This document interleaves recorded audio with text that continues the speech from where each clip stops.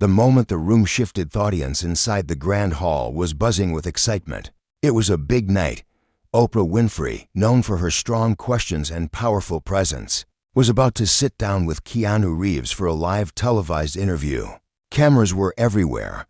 People stood shoulder to shoulder, holding their breath. Some expected inspiration, others expected drama.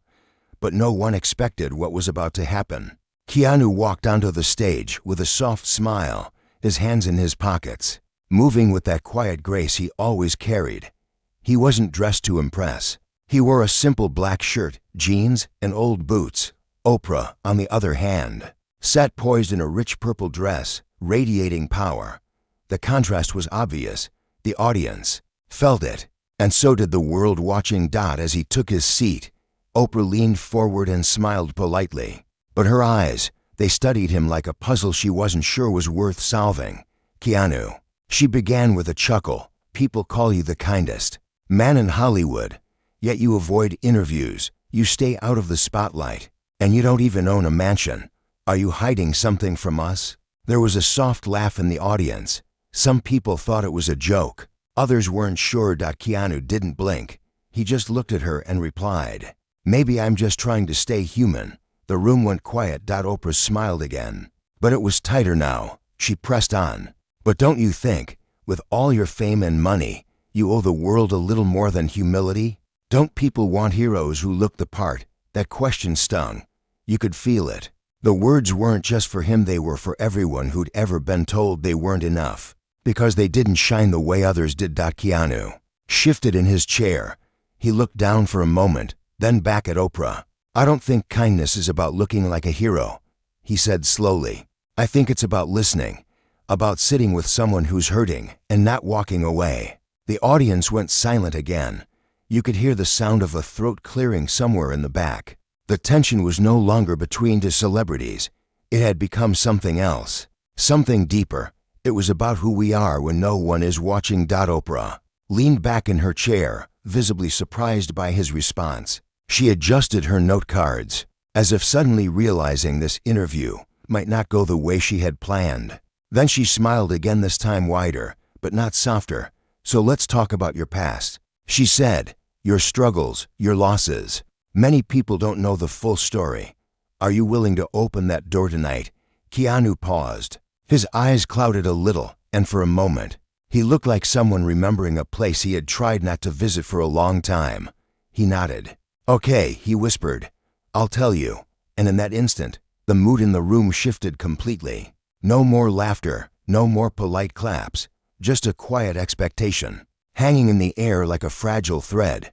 "When I was 3, my father left, just vanished," he began. "My mom did her best. She worked late.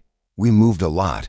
I was always the new kid. Sometimes I didn't speak for days, not because I was shy, but because silence felt safer than explaining myself." The audience leaned in. "I struggled in school. I had dyslexia. I felt dumb, like I was always behind. People thought I was lazy. Teachers gave up. Classmates laughed. I remember one day, a boy in class said, 'You'll never be anything.' And I believed him for a long time." His voice didn't tremble, but it didn't need to. The pain was in the stillness. Oprah didn't interrupt. She looked different. Now, less like a host, more like a student.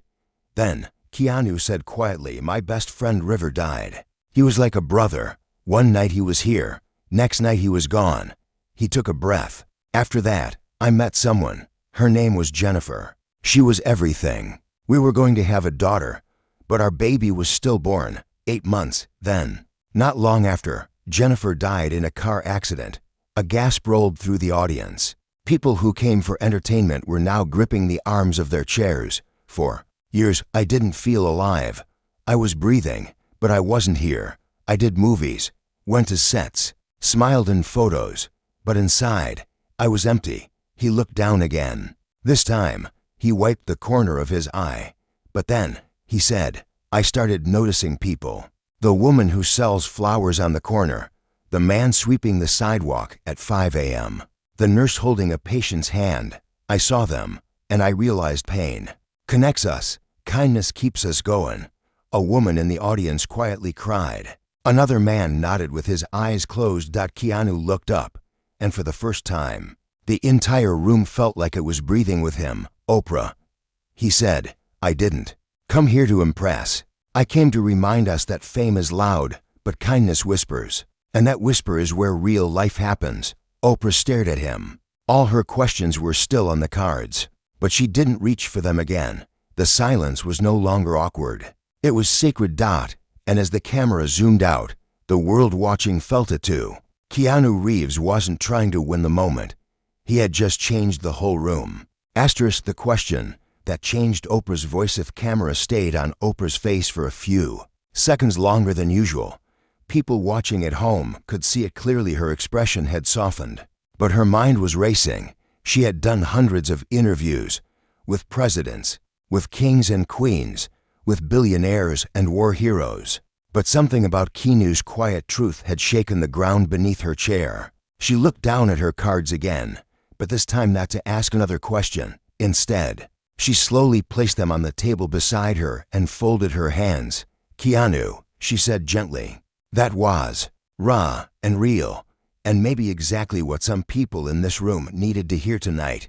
There was a wave of applause, but it wasn't loud. It was slow, emotional, respectful. Even the people behind the cameras were clapping. Even they had tears in their eyes.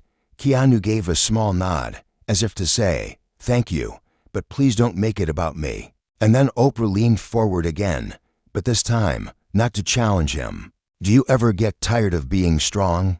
She asked. Keanu's single quotes as eyebrows lifted. No one had ever asked him that on air. Not like that.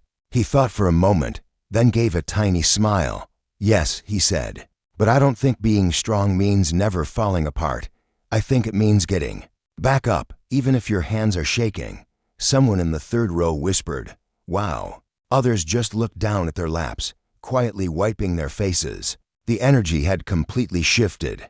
It wasn't a show anymore. It was something else. It felt like a mirror had been held up in front of everyone, audience, crew, even Oprah, and they were all seeing something about themselves they had been avoiding. But just when things felt calm, something unexpected happened. A young woman from the back row stood up. She was supposed to stay seated. This was a live broadcast. Security began to move, but she raised her hands quickly and said in a trembling voice, please, just 1 second. I need to say something. Oprah looked to the producer off stage, then nodded.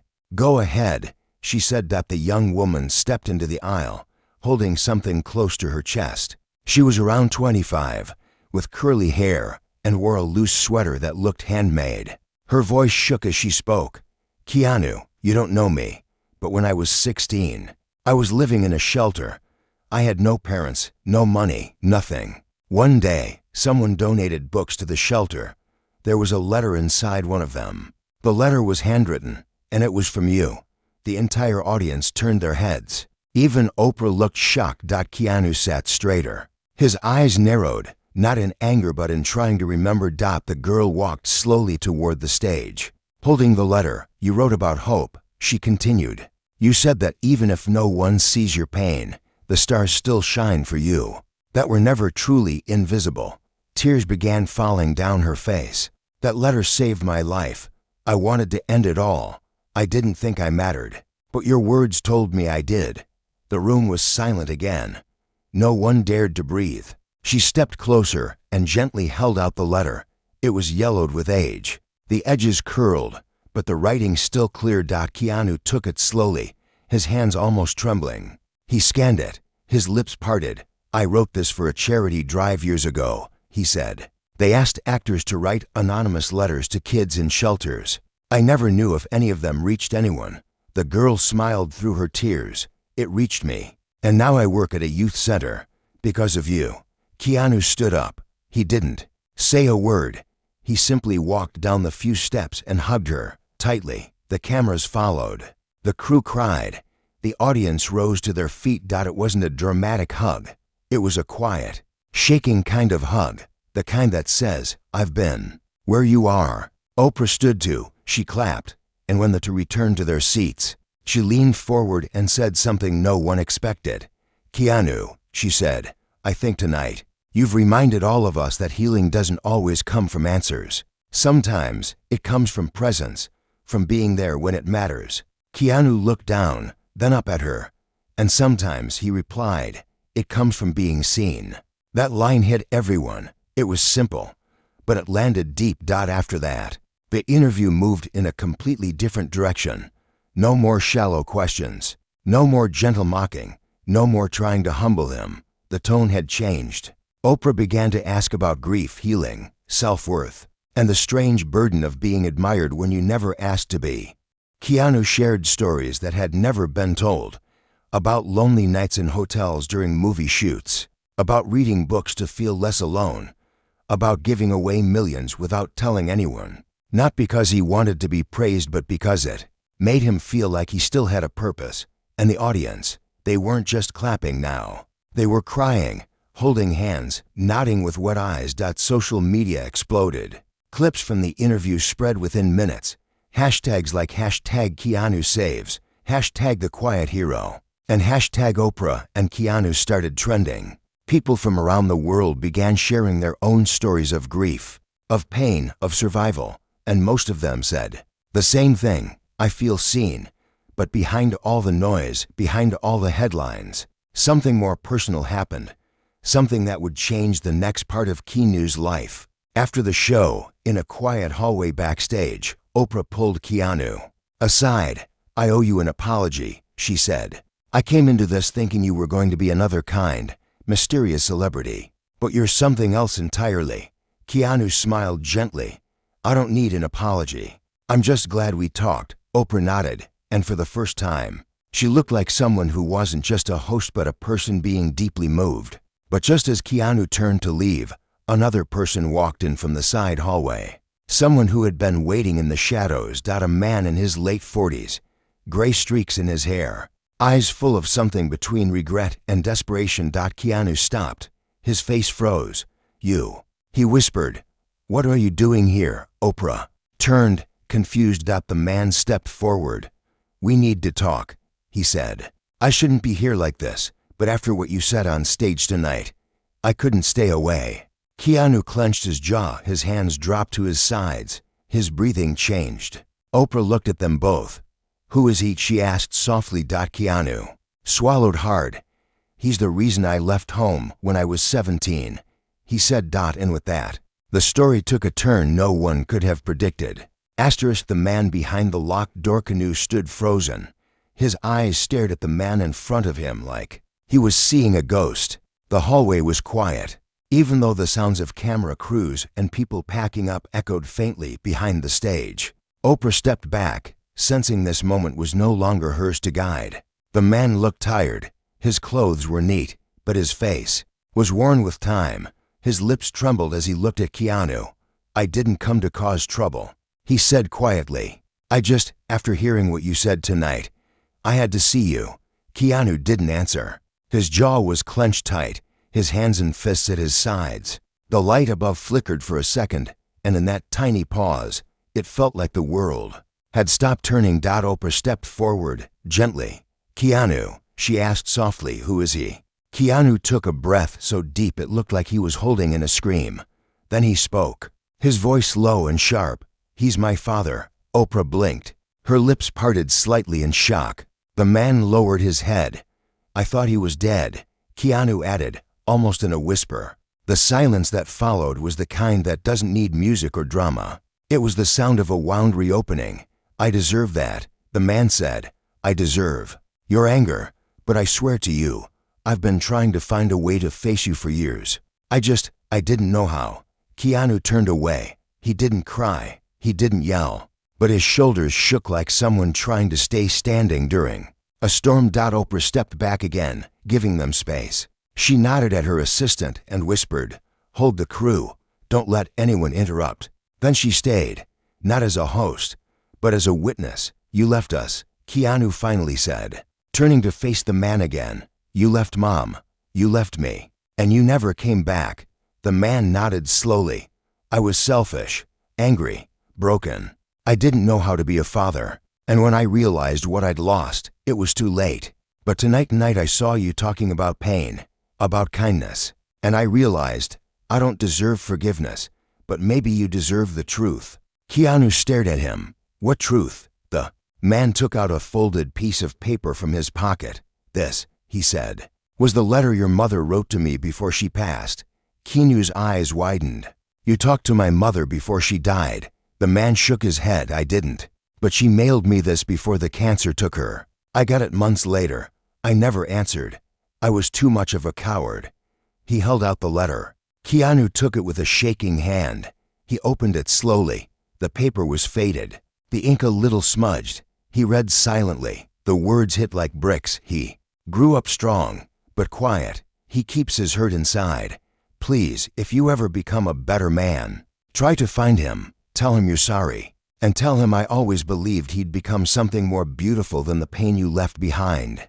Keanu looked up, eyes glassy. Why now? He asked. Why after all these years? The man swallowed hard. Because tonight, on that stage, you looked more like a man than I ever became, and it broke me. Oprah, who had been quiet the entire time, stepped forward gently. Keanu, she said, I know this is private, but do you want to talk about this on the show? Keanu stared at the floor for a moment. Then he looked back at her, then at his father. If it can help even one person out there, he said. Then yes, the next morning, the producers scrambled. The second part of the interview was not planned, not scripted, not rehearsed. But the moment the cameras turned on again, everyone knew this was not just another celebrity interview. Keanu sat in the same chair. Next to him, his father. Oprah sat across from them. Last night, Oprah began, you saw a conversation between two people. Today, you'll witness something deeper, something raw. We're going to explore what happens when the past walks through the door and asks for forgiveness. Keanu nodded silently. His father's hands were shaking. I don't know how to fix anything, the man said. I missed your whole life, your childhood, your success, everything. But I want you to know, I watched from afar, not because I was proud, but because I didn't think I deserved to be close. Keanu didn't respond right away. The audience, both in studio and across millions of screens, waited. Then Keanu leaned forward. You're right, he said. You missed everything, the birthdays, the broken bones, the days I needed a dad. But here's the thing, holding on to that pain didn't heal me either. He took a breath. Forgiveness isn't about you. It's about freeing myself. His father's lips trembled. A tear rolled down his cheek. I don't know what to say. The man whispered. Keanu nodded slowly. You don't have to say anything. Just don't run this time. The audience clapped quietly. Some cried. Oprah smiled. Sometimes, she said, healing starts in the most unexpected ways. After the interview aired, millions of people sent messages. People who hadn't spoken to their parents in years.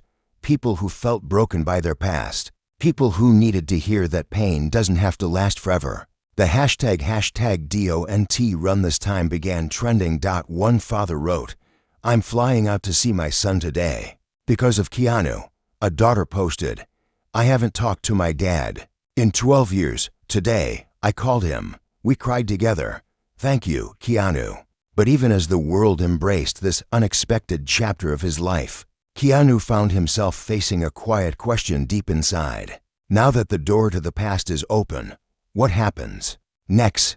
The letter with no return address. The interview was over. The lights on the stage had dimmed. The audience had gone home, their eyes still red, their hearts still full. People called it the most human moment in television history. The internet was still on fire. Every news channel replayed the hug between Keanu and his father. Every blog had a headline. But behind all the noise, in a quiet hallway backstage, Keanu sat alone. He stared at the floor. His hands rested on his knees. He had smiled for the cameras. He had said the right things. He had shown grace. But now, in this empty space, the truth weighed heavy. Oprah stepped into the room slowly. She didn't speak right away. She just sat beside him. After a minute, she said gently, you did something today most people never could. Keanu nodded, but didn't look up. People are calling you a hero, she added. I'm not. Keanu said quietly, I'm just tired. Oprah leaned in. Do you feel like something changed? Keanu paused. Then he whispered, I thought. Facing him would give me peace, but instead, it gave me more questions. Oprah touched his shoulder. That's what healing feels like sometimes. Messy, slow, but it's a start. They sat in silence for a few minutes. Then Oprah smiled gently and stood. Take time. You deserve that. When you're ready, the world will still be listening. Keanu nodded again. Still looking at the ground. The next day, he returned to his apartment in New York. It was simple. Like everything else he owned, a small couch, a bookshelf filled with novels, a few photos, and a quiet balcony where he liked to sit and watch the sky change color. As he stepped inside, the doorman called out, Mr. Reeves, someone dropped off an envelope for you this morning. No name, no return address, just this. Keanu took the envelope. It was plain white, his name written in clean cursive.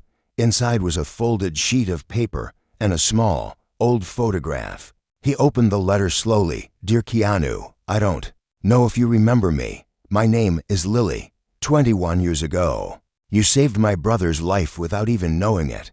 You were shooting a film in Toronto. My brother was working night shifts at a gas station nearby. One night, you came in for a coffee. He was crying in the back room. You didn't see him, but you left him a note anyway. I found it years later, tucked inside his journal. The world is heavy, you wrote, but you are not alone. Hold on. He never told anyone. He died a few years later, but that note he kept it, and so did I. Thank you for being that kind of man. The world needs more of you. Love, Lily. Keanu stared at the paper. Then he looked at the photo. It was of a teenage boy standing behind a gas station counter, holding a crumpled note in his hand. Behind him was a blurry reflection in the glass. Keanu himself, younger, unknowingly caught in the frame. He sat down slowly. His heart pounded, not because of fame, not because of shock, but because a stranger had just reminded him why he kept living, even through the pain. He whispered to the empty room, I didn't even know he was there. He placed the photo gently on the table, beside the letter, and for a long time, he just stared at it. The world knew him as John Wick, as Neo, as the quiet hero on screen. But now he was starting to understand something deeper, something real. Sometimes, the smallest act, a note, a kind glance, a few honest words could echo through years, through lives, even through grief. Later that week, Oprah called him, not for a show, not for the cameras, just as a friend. You okay? She asked. Keanu told her about the letter. That's what legacy really is, she said softly. Not awards, not red carpets, but invisible kindness. Keanu smiled a little. For the first time in days, it felt like a real smile. But just as he began to feel peace settle in, his phone buzzed again, a number he didn't recognize. He hesitated, then answered. A woman's voice came through, soft, shaky. Is this Keanu Reeves? Yes, he said, unsure. You don't know me, she said.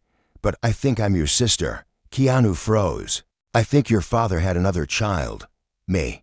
I've spent my life wondering who my family was. Then I saw the interview, and something told me to call. His throat tightened. Where are you? He asked. Los Angeles, she said. I've been here all my life. He looked out the window. The sky was turning orange. The city below was loud, alive. But all he could hear was his own breath. Can we meet? She asked. He paused, not because he didn't want to, but because his heart was still trying to keep up with everything. Yes, he said finally. Yes, we can. After the call, Keanu sat alone again. Another door had opened. Another piece of the past had stepped into the light, and deep inside, he knew the journey wasn't over. It was only just beginning. Blood, silence, and the Mirror of Truth coffee shop was quiet. Tucked away in a corner of Los Angeles, it was the kind of place no one really noticed. Keanu picked it for that reason. No cameras, no noise, just a chance to breathe.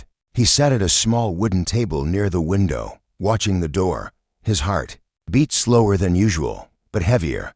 He didn't know what to expect. Was she really his sister? Did she want something, or did she just want to be seen?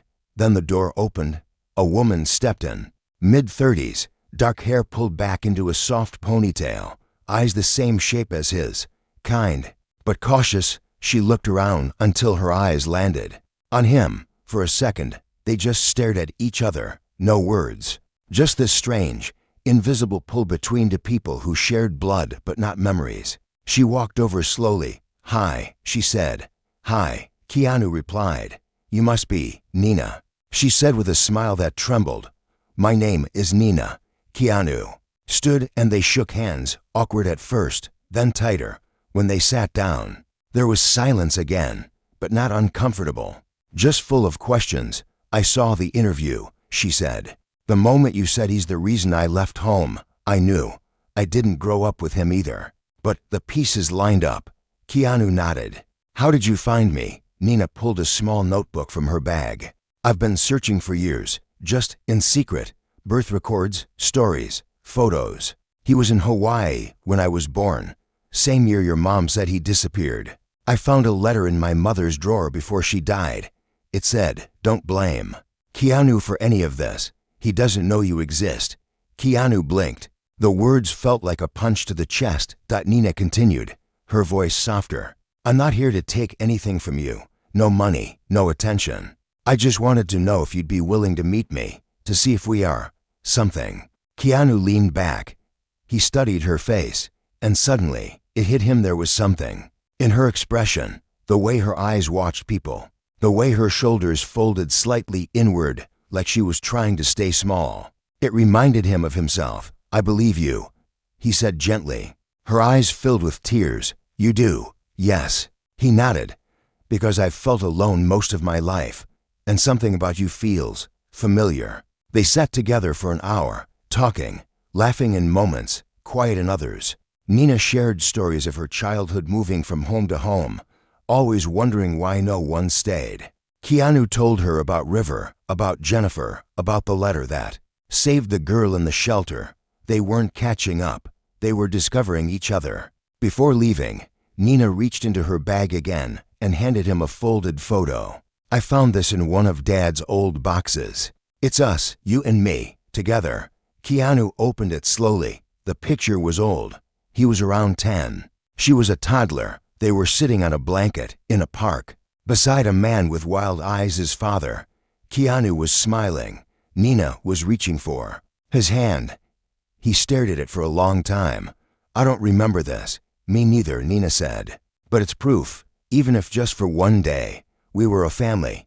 Keanu took a deep breath. "Then maybe we can be again." They stood, hugged, not as strangers, but as something new, something fragile, yet real. But just as Keanu stepped outside into the golden evening light, his phone buzzed. A message from a private number. "You don't know the full truth about your father. Meet me tonight. Come alone. This is bigger than you think." Keanu stared at the screen. His heart skipped. He replied, "Who is this?" The next message came instantly. "Someone who knows what he did." Keanu looked down the street. The world kept moving around him. Cars passed. People laughed. The sun kept falling behind the hills. But inside him, everything went still. He texted Oprah, "We need to talk. Something's come up, and I don't think the story's over." That night, Keanu drove to the address sent in the message. It was an old building near downtown, abandoned from the outside, but a single light burned in one upper window. He climbed the stairs slowly, each creak echoing in the silence. When he reached the door, he knocked once. A woman answered.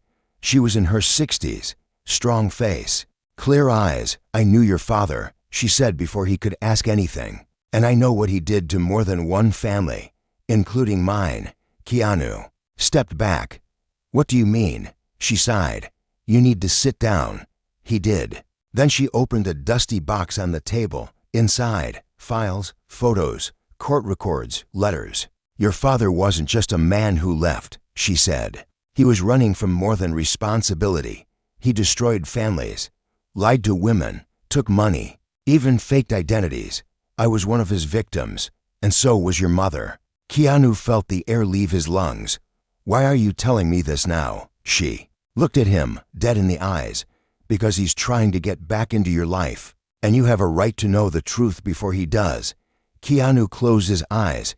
His heart ached again. The interview had opened one door, but now another had swung. wide open, and behind it was a storm far greater than he ever imagined. The silence before the truth. Keanu stood outside the old building, the files still in his hands. Cars passed by in the distance. Sirens hummed low in the city air. But inside him, it was silent, completely silent. Everything he had tried to build. In his heart these past few weeks, peace, connection, family now shook like a glass tower in an earthquake. He looked down at the documents again. Old legal papers, fraud reports, letters from women who said the same thing again and again. He promised to stay. He lied. He vanished. And in the middle of it all, photographs. One of his mother, younger, full of hope. Another of Nina's mom, holding baby Nina. And still another one Keanu had never seen before of himself as a child, crying on a doorstep, while his father walked away in the background, half-turned, uncaring. The woman who had handed him the files stood in the doorway, arms crossed. "I'm sorry you had to learn this now," she said softly. "But I thought you deserved to know before he came back pretending to be someone he's not." Keanu nodded slowly. "Thank you." He didn't ask for more details. He didn't need to. He felt them already, in the weight of his chest, in the heat behind his eyes. The past was not a mystery anymore. It was a wound that had finally been touched. When he got back to his apartment, he found a message waiting from his father. "Can we meet again? I'd like to start over." Keanu didn't respond. Instead, he called Nina. When she picked up, she sounded nervous. "Keanu, I need to tell you something," he said. They met the next morning, at the same quiet coffee shop. This time, the hug came without hesitation. Keanu laid the box on the table, opened it, showed her everything. She read silently. Her face changed, from surprise to confusion to pain. "So we were both lied to," she whispered. Keanu nodded. "He didn't just leave. He hurt people, a lot of people." Nina sat still for a long time, then said something that made Keanu look up. "But he still gave us life. That doesn't mean we owe him anything. It just means we get to decide what we carry from here." Keanu stared at her. Those words, soft, simple, felt like a lifeline. "So what do we do now?" he asked. Nina smiled, gently. "We keep going, together." That evening, Keanu did something no one expected. He agreed to a second sit-down with Oprah. One final part of the interview. But this time, it wasn't about movies or grief, or even healing. It was about truth. When the cameras rolled, the world held its breath again. Keanu sat in the same chair, but something in his posture had changed. He looked stronger, not louder, not colder, but whole. Oprah leaned in. "Keanu," she said softly, "you've had one of the most emotional journeys we've seen. You've opened your heart, reunited with your father, met a sister you never knew, and now, we've heard there's more. Were you ready to share?" Keanu took a long breath. "People say forgiveness is a door," he said, "but they forget that not everyone should be allowed to walk through it. Sometimes, forgiveness is about protecting others, not just healing yourself." He looked at the camera. "My father hurt people, deeply, not just by leaving but by lying, by using love like a mask. I tried to believe he could change, but now, I know better." Oprah sat still, listening. "I choose not to let him back in," Keanu said, "because healing doesn't mean ignoring the truth. It means facing it and making sure it doesn't repeat itself." There was a pause. Then he added, "But I also found something I never expected." He looked toward the audience, and there, in the front row, sat Nina. She smiled, eyes full of quiet strength. "I found a sister," he said, "someone who shares the same broken pieces. Someone who wants to build something better out of them." The audience clapped, softly, deeply, not for drama, not for performance, but for truth. Oprah leaned in again. "You said something during the first interview," she recalled. "Kindness whispers. Do you still believe that?" Keanu smiled. "Now more than ever." After the interview aired, the world responded again. But this time, the hashtags weren't just about Keanu. They were about resilience, honesty, the courage to walk away from people who hurt us, even if they share our blood. #Truth before forgives. #KeanuReal. #Kindness whispers. Letters poured in, from people who had escaped toxic families, from daughters who had found lost brothers, from sons who decided it was okay to say no more, and one letter, in particular, stood out. It came from a teenage boy in Detroit. "I always thought real men had to forgive everyone no matter what. But you showed me something different, I realize. Now, I can love myself without keeping pain close. Thank you." Keanu kept that letter beside the one from Lily. And every morning, he read them both. As for his father, he never reached out again. That as for Nina, she became part of his life. Slowly, gently, like a sunrise after a long night, they shared holidays, talked about their childhoods, sometimes cried, sometimes laughed, and sometimes they just sat on the balcony, watching the sky, saying nothing at all. And one day, years later, as Keanu walked into a school to speak to kids about kindness, a teacher introduced him by saying, "He's more than an actor. He's someone who showed us all that healing doesn't have to be loud. It just has to be real." Keanu stepped up to the microphone. He smiled. "You don't have to be perfect to be kind," he said. "You just have to be honest." And in that moment, the room changed again, not because he was famous, but because he was human.